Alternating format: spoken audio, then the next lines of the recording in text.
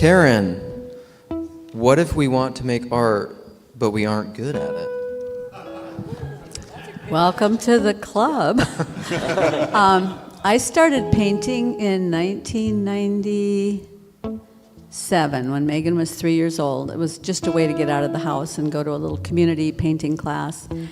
And at that point, I was 49 years old.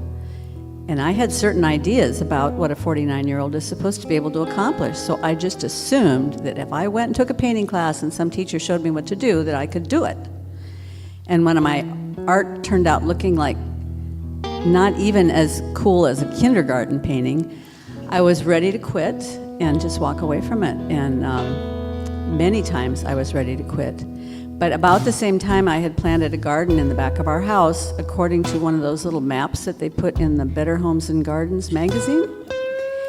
And that shows how pretty it's going to look when it's all planted, and the little map has all these little flowers, you know, little drawings, and they're in their place and everything. But a garden isn't really like that. It's kind of messy, and you got to dig around in the dirt, and the plants are kind of scrawny when you put them in. And I got the whole garden planted, and I looked at it, and it just didn't look like anything.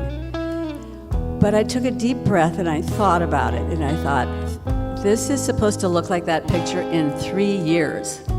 So I'm gonna try to give this art thing 3 years, because maybe I just need the long view.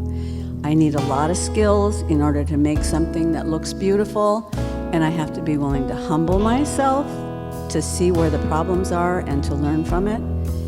And that's what I did. And over time, things started showing up that I could go, oh, I like this part. The rest of it's just garbage, but I like this part. So how could I do more of that and less of this? Well, then I need to learn to do this, and I need to learn my materials, and I need to understand the chemistry and the composition of the paints, and I need to choose better tools. And so my teacher was just a terrific watercolorist, and all of us students would watch her with bated breath as she did these demos, and we'd all say, where did you get that brush, Oneida? Where did you get that brush? The way that brush moves across the paper. And she'd always say, it's my magic brush. And so we thought, you know, we could go to the art store and ask for the magic brush. But none of them had ever heard of a magic brush. I mean, I thought it was a brand name, right? So we came back and asked her about it. She just laughed and laughed at us. And she said, the magic isn't in the brush. It's in what you do with it. You can use any brush.